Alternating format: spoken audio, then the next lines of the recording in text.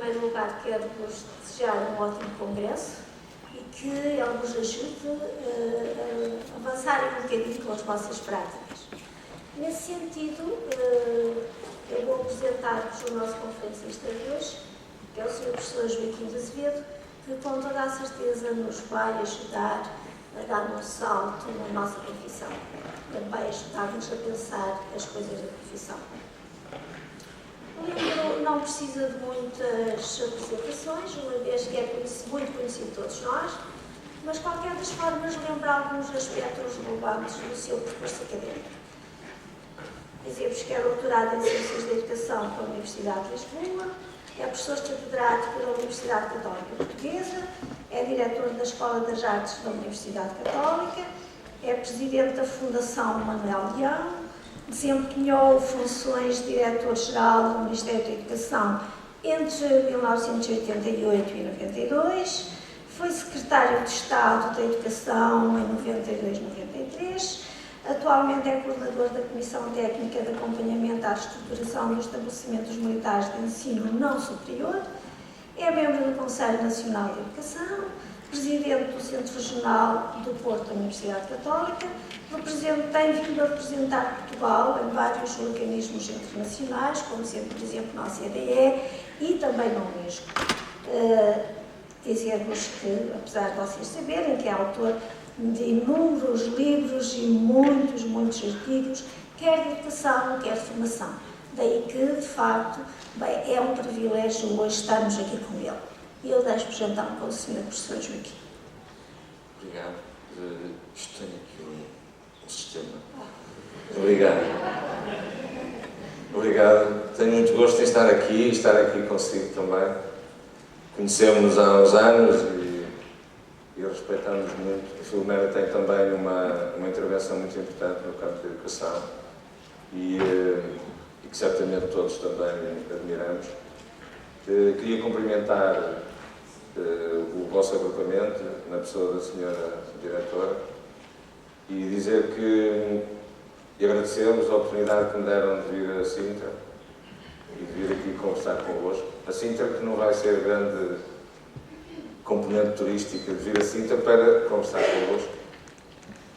E, portanto, eu vim a correr, portanto tenho que parar um bocadinho.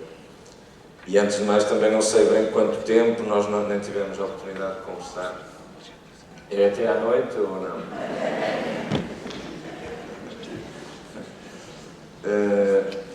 Portanto, nós podíamos conversar, eu podia, digamos, lançar uma...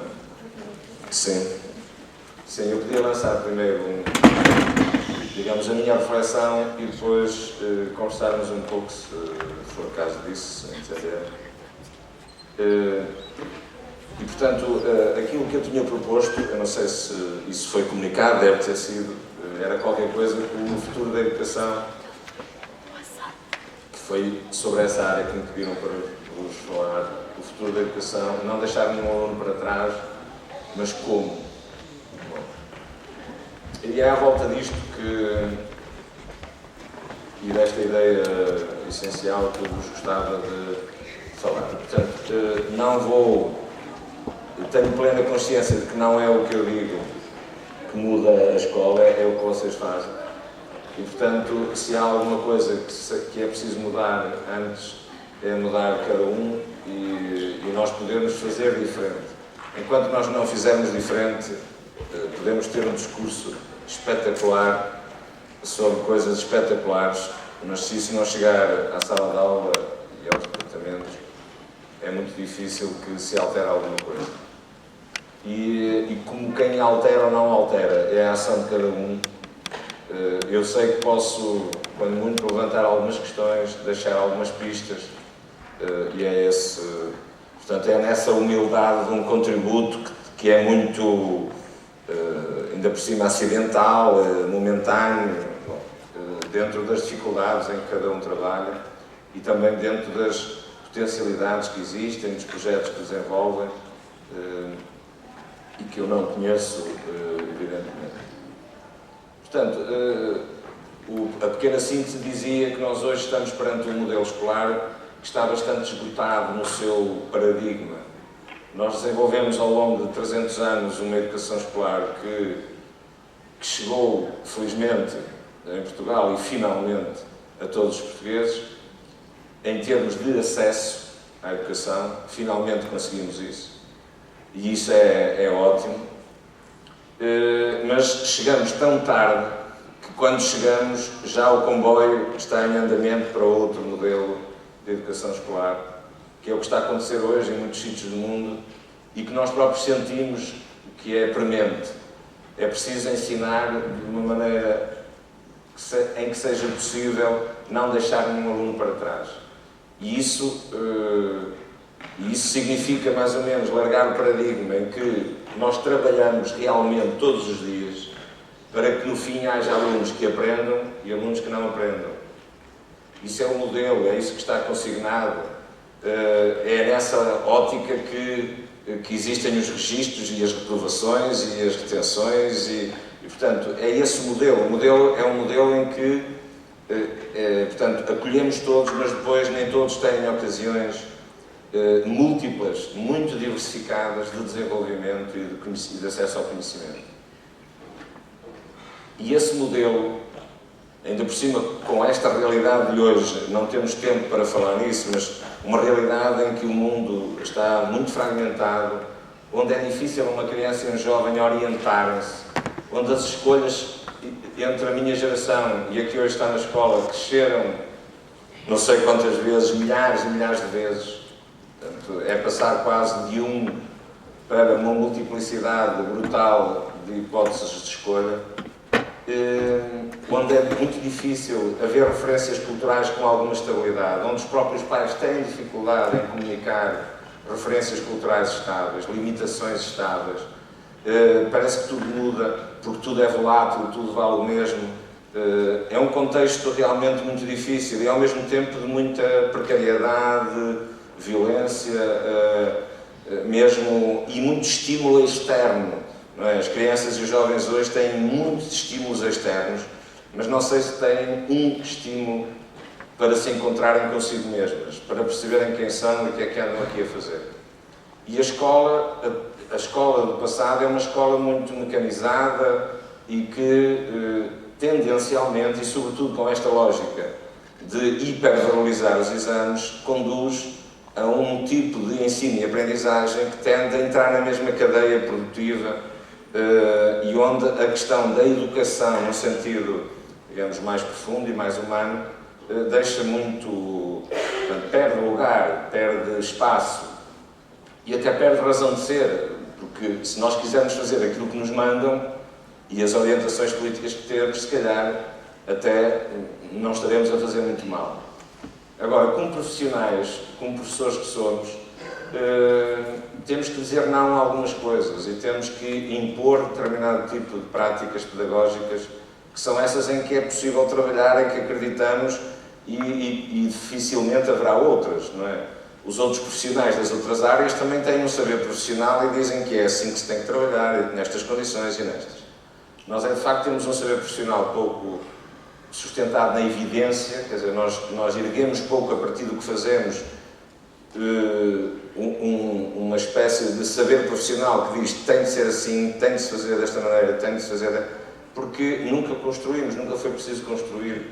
E isso não é que seja impossível, é possível e vai ser necessário, mas temos que trabalhar mais nesse sentido. E depois estamos muito fechados, cada um na sua sala, e o mundo de hoje também não se compadece com isso.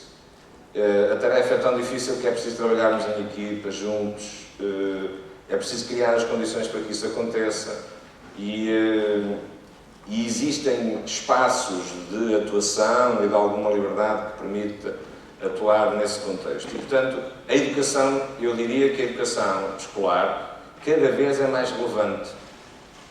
Porquê? Porque a educação escolar, até por força da obrigatoriedade, que é outra coisa extremamente agressiva que as sociedades fazem sobre os cidadãos, e sobretudo dos 15 aos 18 é de uma agressividade brutal, e esta presença na escola durante 12 anos, mais os 6, 18 anos, mais os 3 do ensino superior, 21, 21 anos é muito tempo, e são as instituições escolares, são as instituições que detêm o tempo social das pessoas.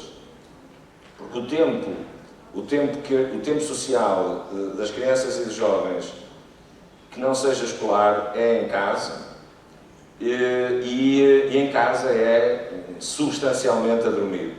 E, portanto, o tempo social, que é o tempo da comunicação, do convívio, da aprendizagem, a não ser que já haja sistemas de aprendizagem ligados ao cérebro durante a noite, é um bocado difícil imaginar que sejam grandes momentos de aprendizagem. Mas, portanto, o tempo da família é um tempo muito escasso, é um tempo também difícil, por isso mesmo, escasso, cheio de stress, muito acelerado.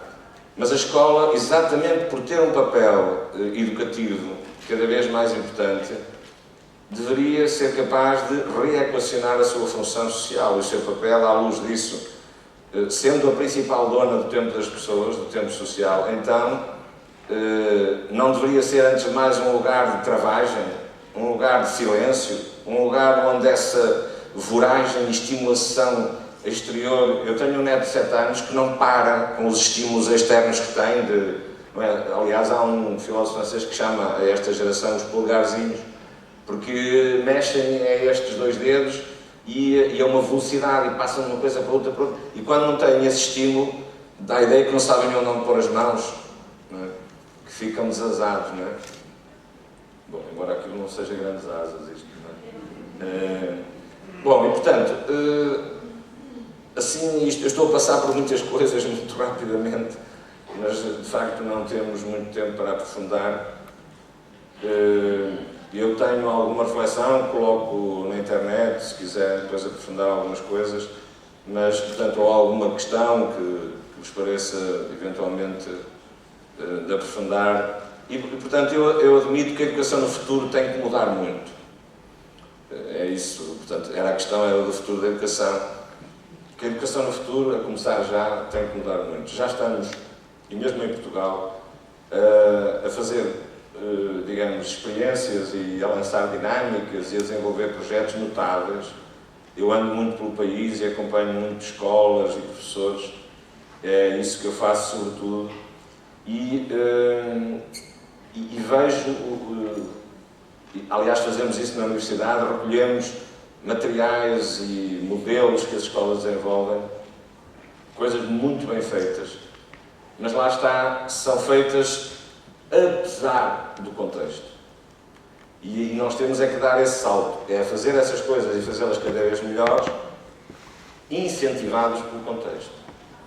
Ora, e essa mudança é uma mudança mais difícil, que em certa medida nos transcende, mas apenas em certa medida, porque nós também podemos criar mecanismos, trabalhar muito mais em rede de cooperação uns com os outros, para chegar a soluções conjuntas ou a projetos conjuntos que possam ser, eu diria, comunicados à tutela. Não é submetidos à apreciação, é comunicados. Porque existe hoje potencial legal para se poder fazer isso. Só que as escolas, há muito tempo, por exemplo, eu sou do Porto e desafio as escolas do Porto, por exemplo, que dizem que não têm condições ou que não sabem como fazer, ou que é difícil fazer isto ou aquilo, juntem-se, trabalhem em conjunto, estão na mesma cidade, o Porto ainda é uma cidade muito pequenita, juntem-se, aproximem-se uns dos outros, trabalhem em conjunto, pois, até hoje, nunca. Embora haja municípios, e até por acaso aqui bem perto, onde existem dinâmicas de cooperação entre direções e escolas há muitos anos que existem. E, portanto, as situações são muito diversas, mas, de facto, haver um quadro institucional que favoreça uma outra forma de ensinar e de aprender parece-me essencial. Como é que eu caracterizo? Desde logo caracterizo do ponto de vista digamos, da teleologia, dos objetivos, das finalidades e dos princípios, não é? Dos valores desse sistema. Em que é que nós acreditamos? O que é que queremos fazer hoje do sistema escolar? O sistema escolar, como eu estava a dizer há bocado, em vez de perder relevância, ganha, e se não a ganhar, efetivamente, vai perdê-la. Eu imagino com muita facilidade, daqui a 15, 20 anos, uma escola muitíssimo importante até ao 5º ano de escolaridade, 6º, quando muito, e uma escola profundamente irrelevante a partir daí. Se o saber, porque desde que eu domine o saber ler, escrever, calcular e compreender minimamente o mundo que me rodeia, eu tenho acesso à internet e o conhecimento vai estar cada vez mais bem organizado, bem estruturado na internet, e eu tenho acesso a outras escolas do mundo, até as escolas portuguesas, não é? E em conteúdos em português. E se eu quero aprender uma coisa, aprendo rapidamente. Isto é um exagero, mas é só para nós pensarmos. E de facto, há ali, sobretudo então a partir dos 15, 14, 15, a escola pode ser meramente uma espécie de parque de estacionamento gigantesco, de consumo, que é o consumo escolar, porque tem de ser. Já muitos jovens hoje dizem que estão lá porque tem de ser, e não têm nenhum projeto, nenhuma ideia substancial. Com o desemprego, ainda por cima, aumenta mais essa tendência de dizer estudar para quê, é o que eu vejo. Há uma escola que eu acompanho no Douro, que há imensos jovens de mãos nos bolsos, a passear dentro da escola, no Polivalente. O diretor já nem nos manda para a sala de aula, porque já sabem que é um pau de dois bicos. Se vão para a sala de aula, desestabilizam totalmente a aula. Se estão no Polivalente, enfim, não estão na rua.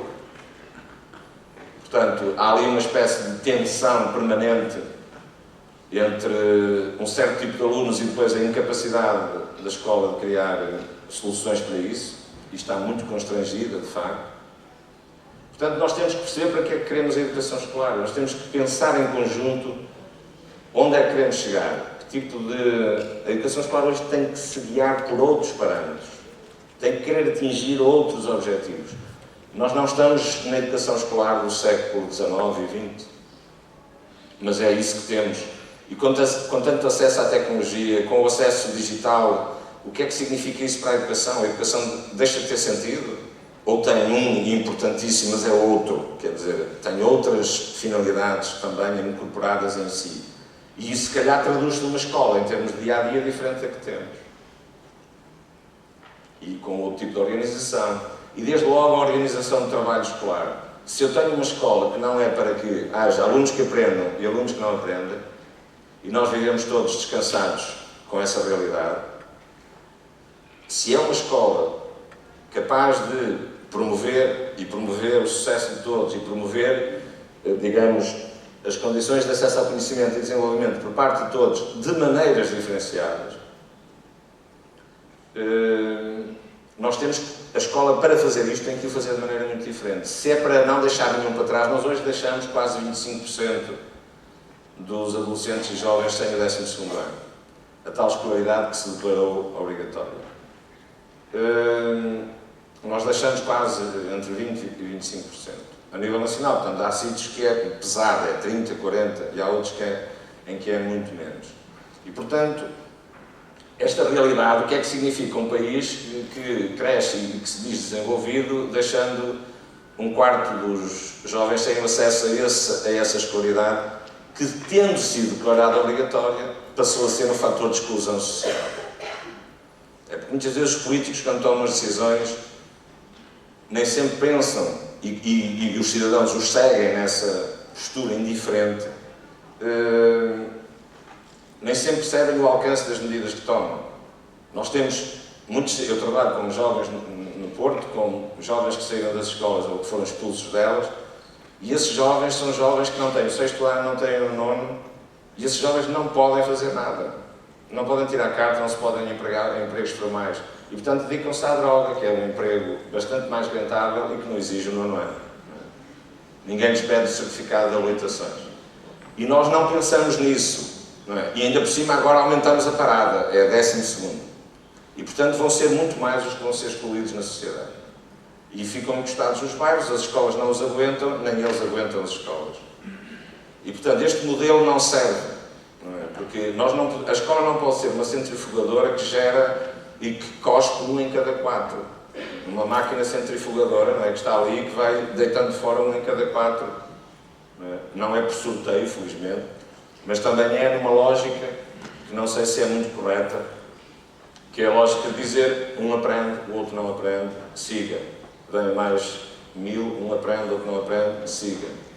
Não me parece que seja uma grande solução, porque o não aprende aqui significa condenação à exclusão social quase certa. Nunca defendi a não reprovação, só uma nota, porque podemos depois conversar, mas eu nunca defendi acabar com as reprovações ou estar muito preocupado com os custos da retenção, como agora anda muita gente aí. Porque, assim, enquanto o paradigma escolar não mudar, se eu vou lá a este modelo de tiro a retenção ou a reprovação, desestabilizo completamente. Ainda é pior a emenda que o soneto. Então é preferível deixar estar assim até termos condições para trabalhar de outro modo, mas do princípio ao fim. Não é? Sabendo como é que vamos fazer diferente e fazendo mesmo diferente. A organização do trabalho da escola, a grande questão está aí. É preciso organizar o trabalho educativo da escola de outro modo. E isso tem muitas variáveis, implica muitas dimensões da intervenção. E nós temos que ter condições para fazer isso. Enquanto nós não mudarmos ali o concreto da sala de aula, do trabalho de turma, do trabalho de departamento, a forma de ensinar e dos alunos aprenderem, esse é que tem que ser o foco da escola. Há escolas que, mediante as dificuldades que têm, partem para uma deriva, não é? que é a deriva que eu costumo chamar, sem qualquer desprimor, o folclore escolar. Que é, como isto tudo é difícil e nós nem sabemos muito bem, nem sabemos lidar bem com esta dificuldade e com a heterogeneidade dos alunos, fazemos 1000 atividades por ano. Temos um plano de atividades que tem umas 500, 700, depende dos agrupamentos, chega a mais de 1000 atividades. E eu acho importante que haja atividades. Eu nem conheço bem o funcionamento do agrupamento, estou a falar completamente, é fazer a reflexão, ajudar a fazer a reflexão. E focarmos no modo de ensinar e de fazer aprender. É aí que está a questão. Eu ensino de maneira a que todos aprendam, ou de maneira a estimular que todos aprendam. A escola estrutura-se dessa maneira e procura responder a esse objetivo. Os grupos trabalham com esse objetivo. Há condições para reunir, para as pessoas trabalharem em conjunto. Outra coisa essencial é o trabalho colaborativo em equipa dos professores. A escola do futuro não pode continuar assim, a ter os professores um para cada lado a trabalharem a seu modo. Não pode. É insustentável esse modelo. O modelo do professor, lá está, o modelo mecânico da escola mecânica e fabril faz sentido, então, cada um no seu sítio, a comunicar os seus saberes, os alunos todos muito sentados e muito bem organizados e estruturados. Bom, eu sei que não é assim, nem é isso que fazemos no dia-a-dia, necessariamente assim, mas não sou eu. Não, é o barulho quando está muito próximo, interfere, mas não é o meu caso. Portanto, e com isto, sim, era a organização pedagógica e o trabalho pedagógico na escola. Portanto, eu creio que é aí que nós temos que investir muito, muito, muito. E se calhar podíamos investir menos em atividades que nos esgotam imenso. As escolas estão muito esgotadas, estão muito massacradas também, é verdade, por muita coisa, por muita mudança desnecessária. Há muitas mudanças de programas, agora as aulas devem ter 60, depois é 90, depois 45, depois não sei o quê. Agora o programa, até no primeiro ciclo, não havia horas e rigidez, introduz-se rigidez e quase horários. Que sentido tem isto? Quer dizer, apetece dizer assim, parem com isso durante 10 anos e vamos ver se fazemos melhor aquilo que fazemos, que é a nossa missão, que é trabalhar. Quer dizer, nós desviamos a nossa atenção, desfocamos a nossa atenção e em vez de estarmos focados naquilo que é ensinar cada vez melhor, as novas crianças e jovens, eles são novos, não são iguais e até têm características muito diferentes em muitos aspectos do desenvolvimento das suas inteligências. Depois uma escola muito atenta ao desenvolvimento das inteligências múltiplas. As crianças, todos nós, cada um de nós é único, é um ser único e irrepetível e que precisa desabrochar em todo o seu esplendor. E só desabrochamos se desenvolvermos as múltiplas dimensões da inteligência. Nós não somos só lógica ou inteligência lógica ou matemática. Não é? Quando se hipervaloriza a matemática está bem, quer dizer, tem a vantagem de ter muita operacionalidade no dia-a-dia, por exemplo, que é diferente da música, não é? Nós podemos dar música, agora, no dia-a-dia, e às vezes damos muita, mas a questão de aprender música, saber muita música e estudar música, desenvolve tanto as nossas capacidades de abstração, a nossa inteligência abstrata, a nossa inteligência lógico-dedutiva, como a matemática, quer dizer. A língua materna é um caso à parte, porque nós somos na língua, somos na nossa língua. Somos, sonhamos, pensamos, sonhamos acordados, a dormir na nossa língua. Não sei se já deram por ela ou se sonham em inglês, não sei. Pode ser que haja, assim, umas coisas oblíquas durante a noite e nós pensemos em francês, sonhamos em francês ou em inglês. Mas, normalmente, os nossos sonhos, até nos nossos sonhos, formulamos-nos na nossa língua. E é na nossa língua que sonhamos o futuro e que queremos um futuro e em que somos, efetivamente. As outras disciplinas são contributos, são dimensões que nós desenvolvemos. E essas dimensões, há dimensões muito importantes que não podem ficar fora do desenvolvimento escolar. E até por isso é importante mudar a educação escolar. Porque ela ou desenvolve as múltiplas inteligências humanas, ou então estamos a tolher o desenvolvimento humano. E há estudos, por exemplo, que tomam as inteligências, por exemplo, definidas pelo Gardner e pela equipa dele, e que estudam, ao mesmo tempo, a estimulação cerebral de determinado tipo de exercícios que têm que ver com essas dimensões. E elas fazem reagir no cérebro zonas diferentes do cérebro. Portanto, nós estamos a falar de, cada vez mais, o ser humano desenvolver a sua capacidade, todo o esplendor que vive dentro de cada um, que é diferente de um para o outro. E que nessas múltiplas dimensões, uns têm picos numas áreas e outros noutras. E a escola diz, têm todos, como eu costumo dizer, a escola, então até ao 9º ano, mas depois também, em muitos aspectos, comem todos massa com grão, ao mesmo ritmo, à mesma hora, ao mesmo tempo, à mesma velocidade e mais. E todos têm que comer com o mesmo grau de satisfação. E achamos isso natural. É natural. Tem que ser. É assim, sempre foi assim, porque é que agora há de ser diferente? Bom.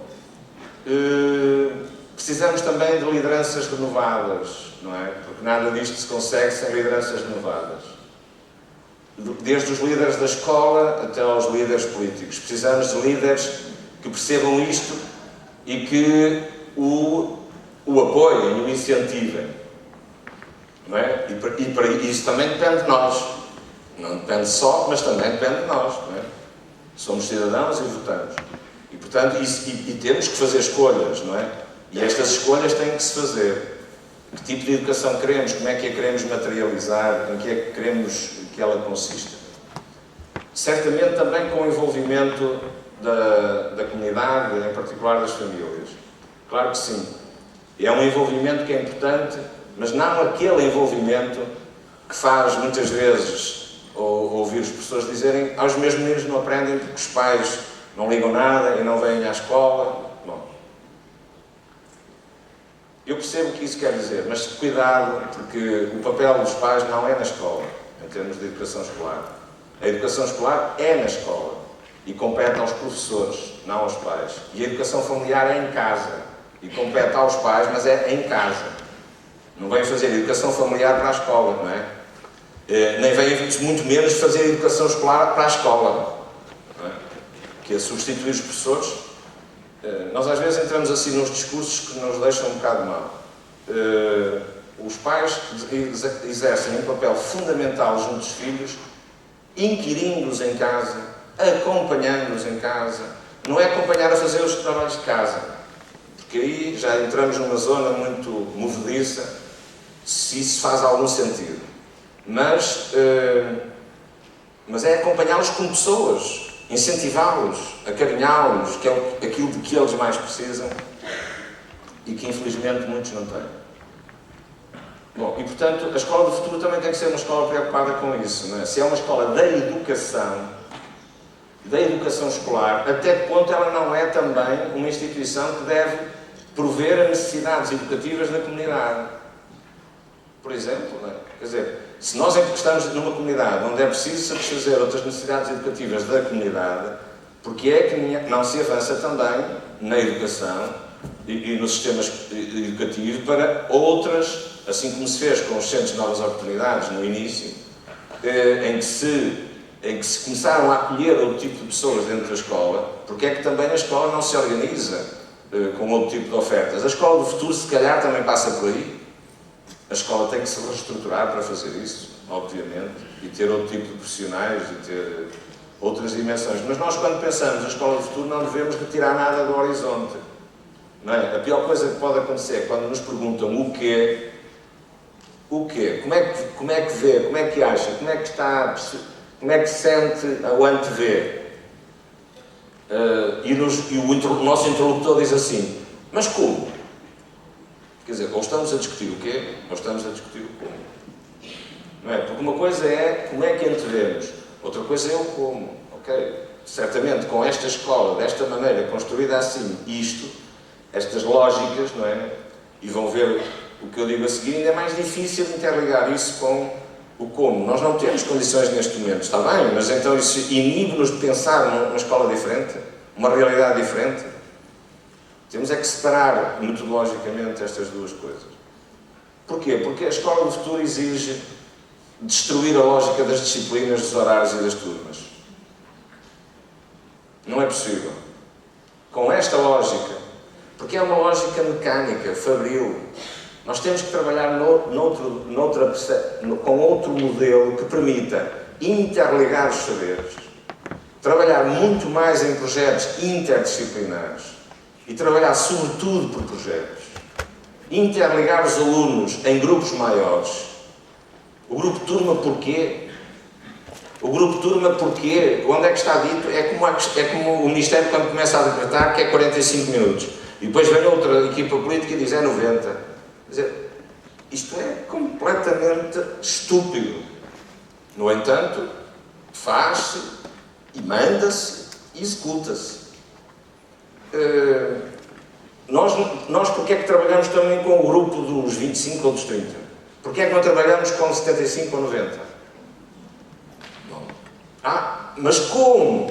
Calma. Faz sentido ou não? Se eu tiver um grupo de 3 turmas em que eu lanço um projeto e depois tenho espaços e ponho os alunos todos a trabalhar nesse projeto e tenho 2 meses para o desenvolver, os saberes disciplinares são todos lá metidos, os necessários naquele projeto, naquela dinâmica, naquela reflexão, no desenvolvimento daquele modelo de aprendizagem e posso ter, e os horários não fazem sentido, horas de 45 nem de 90. É desenvolver o projeto, do princípio ao fim. E quando os miúdos vão para a escola num determinado dia, aqueles conjuntos de 2 turmas ou 3 turmas vão continuar o projeto que deixaram no dia anterior, na fase em que o deixaram. Mas como? Se não temos salas para isso? Está bem, mas é o que queremos ou não? É o que visualizamos ou não? Porque a questão das salas é uma questão posterior, não é anterior, é posterior. É nós trabalharmos nesta dinâmica e dizermos, ok, é esta dinâmica a melhor para a educação, então vamos deitar as paredes abaixo para termos espaços maiores. E vamos reorganizar o espaço para que ele seja mais convidativo da participação dos alunos, da presença dos alunos dentro da sala de aula. A escola, como eu a vejo, e a educação escolar, e o futuro da educação escolar, passa por aqui. Uma escola muito mais orientadora, porque hoje o difícil não é só ter acesso ao conhecimento, é orientar-se neste mundo. Não é? Diante dessa multiplicidade de escolhas, é saber e, por um lado, aprender a aprender noutras circunstâncias, em cada momento, o que é preciso aprender, portanto, saber pesquisar, estudar, por aí fora, muito bem, mas, por outro lado, também é orientar-se nas escolhas múltiplas, variadíssimas que é preciso fazer. E a escola tem de transmitir valores. Esta ideia de que podemos ter escolas neutras é uma ideia peregrina que está a ser profundamente prejudicial ao conjunto do mundo ocidental, pelo menos. Ser uma escola muito flexível, que estabeleça um caminho e que nos diga, ok, nós estamos no caminho, nós não sabemos tudo, mas estamos no caminho. Estamos a procurar ir de encontro, porque o objetivo, se o meu objetivo é ter todos, ensinar todos e levar todos ao máximo desenvolvimento possível, através de mexer em coisas, porque pelos dedos aprende-se, contrariamente ao que muitos pensam. Isto de aprender pelos dedos é os meninos que não sabem, os burros que vão para o ensino profissional para aprenderem com os dedos e as máquinas. Isto é uma coisa absurda em que muitos professores, infelizmente, acreditam. Mas aprende-se muito em operação concreta, porque é um certo tipo de inteligência que se pode desenvolver mais nos que noutros e que se pode potenciar sem criar com isso escolas diferentes e segmentar isso dizendo que esses alunos são burros e, portanto, devem ter acesso a um currículo e geralmente são pobres e devem ter acesso a um currículo pobre. Então, como é que se faz um currículo pobre? Portanto, o Ministério chega ao currículo dos outros, dos ricos, e corta lá uma data de coisas a vermelho e diz, agora ensina-me isto. É o currículo pobre, para os pobres, para continuarem pobres e serem sempre pobres. É ótimo. E as escolas alinham, CEFs, agora cursos vocacionais, quer dizer, ainda pior que os CEFs, mas cursos vocacionais, não sei o quê, e depois aquela coisa de chegar no nono ano, e bem, e como este já tem 6 níveis negativos, vamos passar isto para 2 e passas para o ensino profissional. Bom, eu sei que é tudo difícil, mas pediram para falar sobre o futuro da educação. Eu não me sinto muito responsável. É tudo difícil, mas pediram para falar do futuro e abrir alguns horizontes. E é verdade que há escolas a trabalhar assim, e há muita coisa a ser feita em Portugal, muito interessante, se calhar até no vosso agrupamento, que eu não conheço, infelizmente, mas eu conheço muitas escolas que vamos acompanhando, eu umas, os meus colegas outras, e com quem vamos aprendendo imenso, e que estão a fazer e que desenvolvem projetos extraordinários. E no meio de todas estas dificuldades de que conhecem melhor que eu. E portanto, é preciso dar a volta. E a verdade é que há tantos anos que algumas destas coisas são referidas. O movimento da escola moderna, por exemplo, há tantos anos que luta por muitas destas dinâmicas.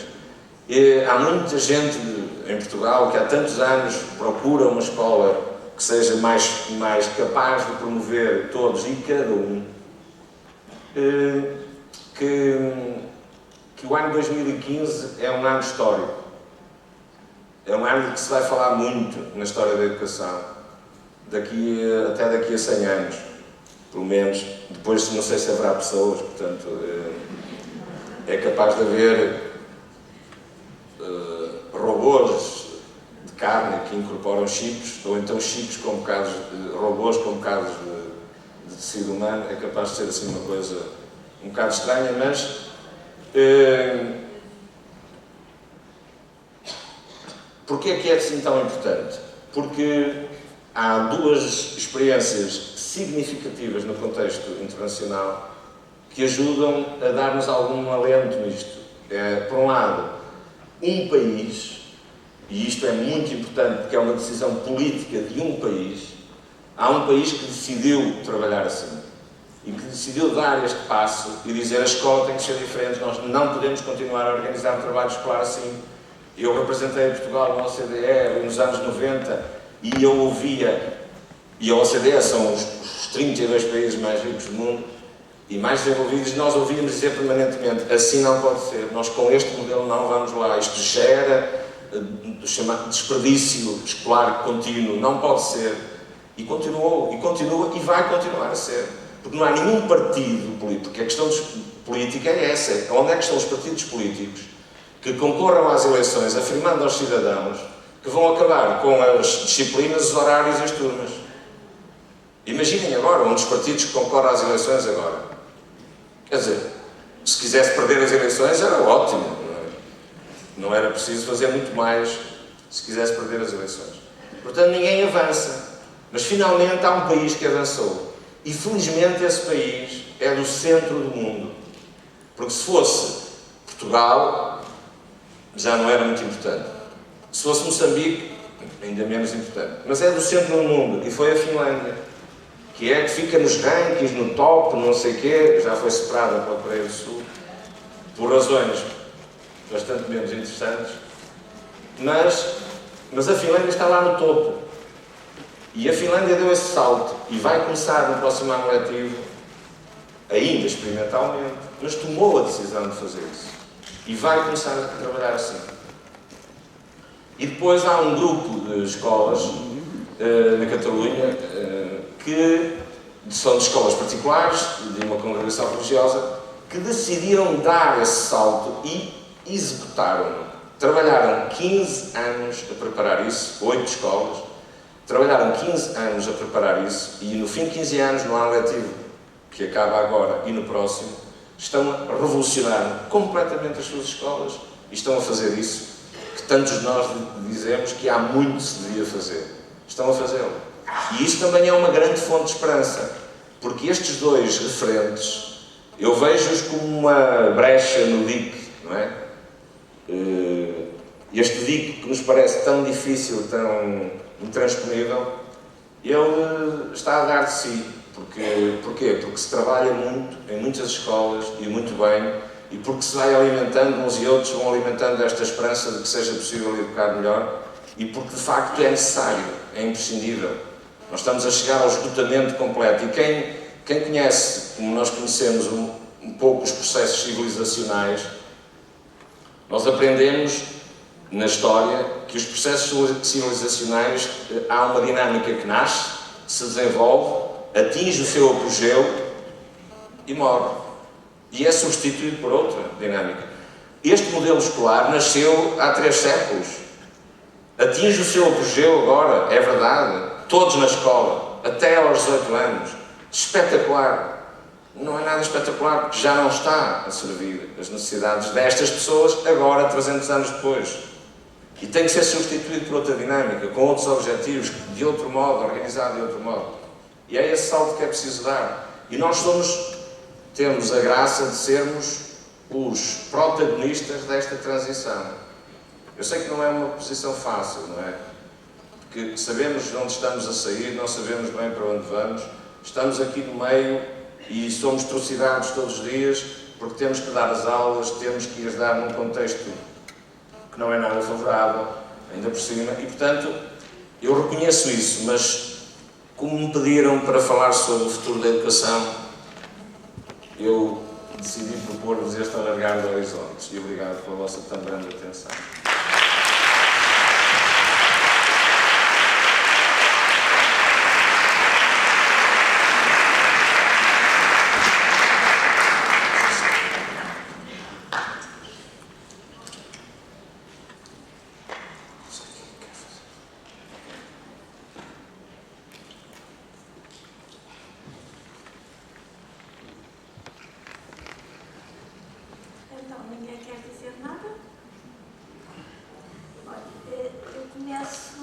Posso começar já por dizer aqui ao Sr. Professor Joaquim que tocou aqui em alguns aspectos que para mim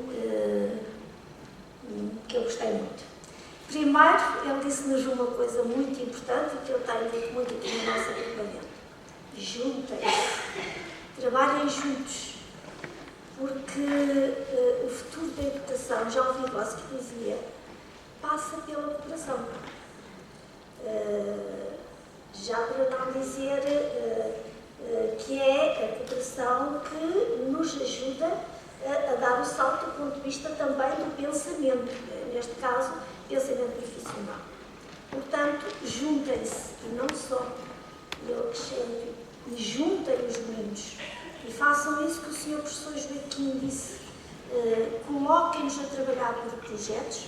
Nós aqui já trabalhamos alguns projetos, é uma das mostras que a seguir vai haver, é do trabalho por projetos dos meninos, de curta duração, mas projetos dos meninos, aprenderem a partir das suas necessidades e que aprendem a dar um sentido útil também à escola e as aprendizagens a tornarem-se uma urgência aos olhos dos próprios alunos. Portanto, tocou nestas duas coisas que eu gosto muito, faz parte da minha cultura pedagógica, e como tocou noutras, mas estas aqui, de facto, foram para mim muito importantes. Juntem-se, façam isso, juntem os vossos meninos, trabalhem por projetos vossos, projetos profissionais, a partir das vossas dificuldades, criem uma formação em contexto a partir das vossas necessidades mais fundas. E é isso, era esse convite bem no sentido que o professor Joaquim estava a dizer. Portanto, isto foi só para tentar desencadear o debate. Portanto, digam lá alguma coisa que faz favor.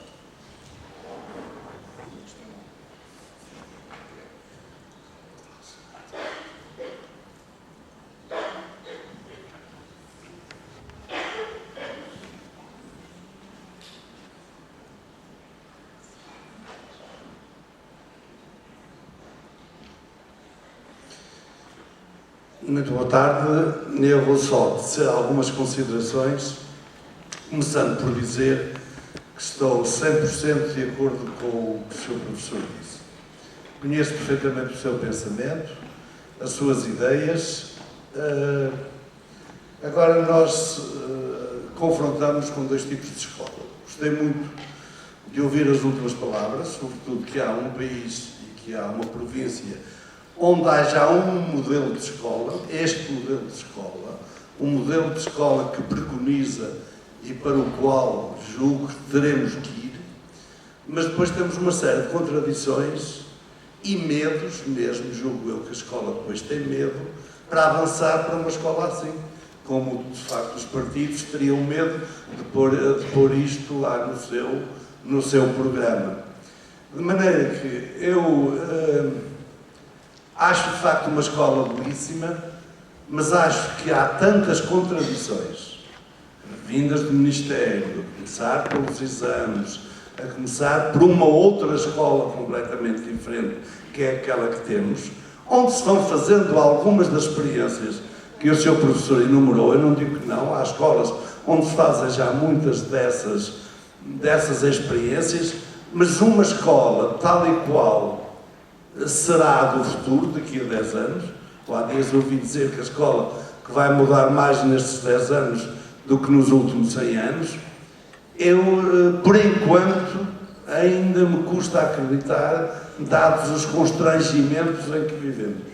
Muito obrigado, portanto, era só uma reflexão, não tenho nada a apontar, e muito obrigado pela excelente oração, o excelente discurso que costuma sempre apresentar-nos. Obrigado.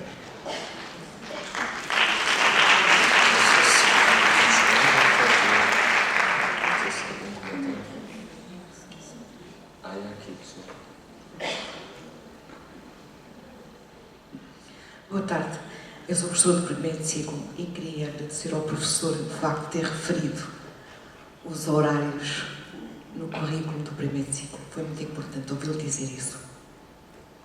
Obrigado. Pois eu podia dizer mais ainda, mas tenho que me conter. Também podia falar da educação pré-escolar e da importância que ela tem e que nós a matamos com a educação escolar. Bom, mas isso já é outra questão. Bom, mas agora sobre esta ideia que a doutora Filomena dizia e que parece que eu acho que é importante, que isto do juntem-se é muito interessante, porque essas escolas na Catalunha, o lema é só juntos é possível. andamos todos a bater no mesmo ponto, não é? Mas lá está, eles como estão ligados a uma congregação, tornou-se muito mais... Foi uma dinâmica interna diferente, não é? Mas nós podemos aprender muito com eles, nesse sentido.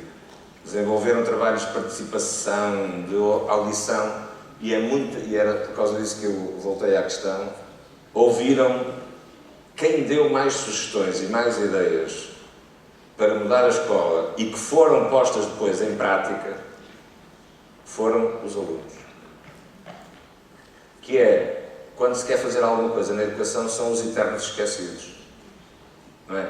Professores, associações de professores, sindicatos de professores e acaba nos professores. E depois ainda lá há uns pais porque, enfim, falam grosso e, portanto, também têm que ser ouvidos. As crianças, como não falam grosso, nem vêm para a rua, nem têm acesso aos mídias. E esse é um drama, não é? Porque essa dinâmica, por exemplo, eles receberam, claro que foram dinâmicas de 6, 7 meses de trabalho participativo e muito bem orquestrado, muito bem dirigido e pensado. Eles recolheram 42 mil sugestões de alunos. E com essas 42 mil sugestões trabalharam-nas, aprofundaram o que é que elas queriam dizer e chegaram a mudanças profundas que desde os mecanismos de ensino até à organização do trabalho escolar e até ao espaço físico da escola. Se verificarem o que se está a passar portanto, é uma experiência piloto, lá está, quer a Finlândia, quer estes, escudam-se, para irmos já à segunda intervenção, escudam-se em experiências piloto, exatamente para não provocarem, digamos, uma reação tão negativa por parte, sobretudo, dos pais, não é? Que é quem fica um bocado mais atarantado. No caso da Finlândia, seria também para se defender politicamente. Mas fazem isto e fazem ouvindo, sobretudo essas escolas, ouvindo muita gente. E, por exemplo, os espaços físicos, além de, portanto, trabalharem em grupos de 2, 3 turmas e, portanto, tiveram que deitar paredes e refazer os espaços físicos da escola, o espaço físico foi muito trabalhado nas questões do ruído, que era uma das áreas em que os alunos mais se queixavam, no tipo de mobiliário. Portanto, não existem só as cadeiras e as mesas, existem sofás, espaços para se estar daquela maneira como as crianças gostam de estar, não é? Tortos e tal, porque se estão a fazer um momento de pesquisa, porque é que têm de estar todos assim? Não é? Se eles em casa estão a pesquisar deitados no sofá de pernas para o ar, não é? Bom, na escola não se pode estar de pernas para o ar, não sei, é uma questão que... bom, e portanto, introduziram depois, por exemplo, eles pediram sistemas de degraus, portanto, que existam pedaços de, portanto, pequenas estruturas com degraus, exatamente porque se pode estar sentado de maneira mais livre num degrau, ou até deitado. E essas escolas fizeram isso. E hoje as escolas estão equipadas com isso. E exigiram que fossem pintadas com cor. As nossas escolas são branco, branco sujo e bege. E castanho porque tem que ter madeira. Não é? São as cores das nossas escolas. Há uma ou outra que vai tendo assim um atrevimento na cor. Mas se virem isso, veem profundamente alteradas na cor. E portanto, e nós dizemos assim, isso não interessa, porque interessa é ensinar português e matemática. Bom, nós há 20 anos fazemos exames em Portugal e os resultados da matemática, a maioria dos alunos no 12º ano tem resultados negativos. Como dizem os ingleses, não é por pesar o porco muitas vezes que ele engorda. Não é? Não... Já há 20 anos que se fazem exames de 12º ano e não se vêem resultados muito melhores. Portanto, e em princípio nós não temos, que eu saiba, e há muitas coisas que eu não sei, os cidadãos portugueses não têm nenhum problema genético com a matemática, não sei, com a inteligência lógico-matemática. Ou terão, não sei. Há qualquer coisa que não está bem, não é? Mas nós continuamos a fugir ao problema. É mais fácil fugir ao problema e dormir para esse lado do que enfrentar as questões, não é? E esse problema tem que ser enfrentado. Não é? Nós temos que enfrentar esse problema. Não pode ser assim.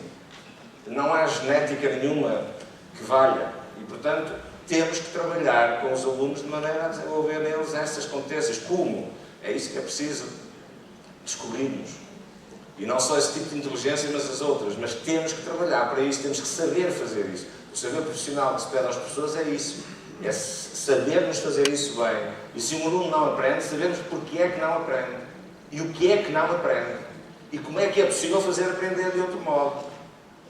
Ou se não é, porquê. Não é? E eu trabalho muito em escolas e muitas vezes fico, quer dizer, nem vos passa como é que eu fico, quando vejo professores que estão a trabalhar comigo e que a gente pergunta, no 8º A tiveram aulas de apoio, tiveram um professor específico para fazer apoio, que eu pago e que os senhores e as senhoras pagam. Essa escola tem 6 professores, o equivalente a 6 horários completos de apoio. É uma escola tempo, num sítio muito não sei o quê, 6. E eu pergunto, trabalho com esses professores e digo, o que é que fizeram? Não, o resultado não foi melhor no fim do primeiro período. Então, porquê é que não foi? O que é que estiveram a fazer? Que tipo de metodologias usaram sobretudo nesse apoio? Nós fizemos, sei lá, demos-lhes as aulas que davam uma coisa, demos aquilo a grupo mais pequeno, pusemos a trabalhar umas coisas. Mas está bem, mas qual foi o sentido disso, do ponto de vista de estratégias pedagógicas que quiseram desenvolver o que é neles que eles não tinham desenvolvido para apreenderem esses significados que querem que eles apreendam, seja em que disciplina for? E as pessoas não sabem. Portanto, isto é um drama também, quer dizer, nós também temos que trabalhar na vertente e isto faz-se juntos. Isto não se aprende sozinho, faz-se juntos. E aprende-se fazendo, exatamente. Não deu resultado, vamos ver porquê. É isso que eu estou a fazer nessa escola. Estamos a fazer esse processo de reflexão. Resultou, não resultou. Eu ainda vou para a semana trabalhar com eles outra vez. Agora já com esses dados todos na mão deles para tentar avançarmos mais um bocado. E é assim, tem que ser, vai demorar muitos anos, é muito lento, mas nós também, o nosso saber profissional também está em causa e temos que o aprimorar também neste contexto. Isto vai mudar em 10 anos mais do que em 100?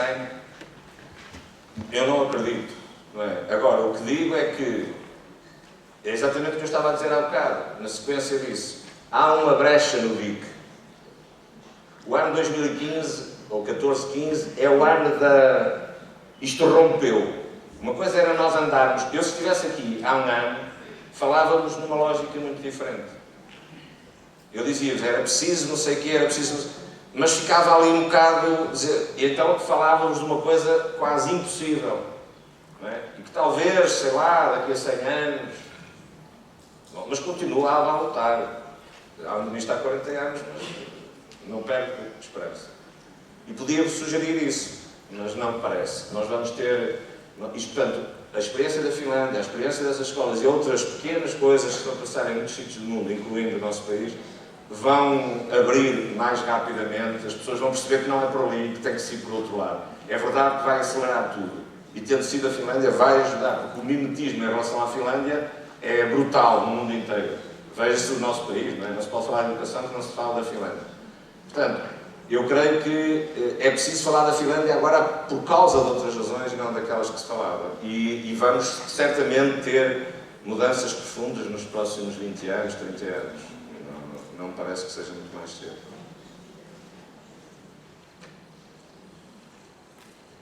Bem, apesar de estarmos em cima da hora, de já nos terem vindo aqui dizer que estávamos em cima da hora, eu vou transgredir, apesar de ser da casa, mas não resisto à tentação de dizer só uma coisa muito pequenina que o professor Joaquim estava aqui a falar e que parece que é uma coisa tão insignificante e que, em 2 palavras, eu vos vou dizer se é ou não.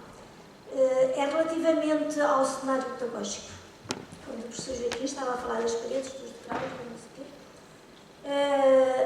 diz a investigação, e eu aqui falo a partir do Fernando Uri, que o cenário pedagógico é aquilo que permite, ou não, que os meninos aprendam.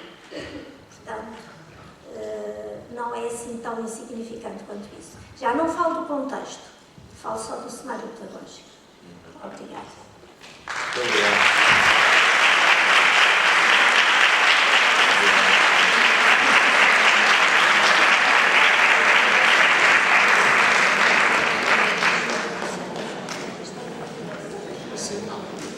Convidávamos todas as pessoas que fossem ao coffee break.